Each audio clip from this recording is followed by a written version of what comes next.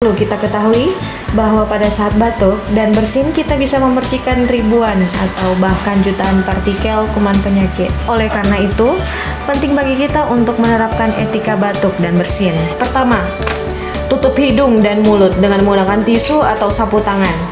Kedua, jika tidak ada tisu, tutupi mulut dan hidung dengan menggunakan siku bagian dalam saat batuk. Jangan pernah menutupi dengan telapak tangan atau batuk ke udara terbuka. Ketiga, segera buang tisu bekas batuk di tempat sampah. 4. Cuci tangan dengan menggunakan air bersih dan sabun atau pencuci tangan beralkohol sesuai prosedur.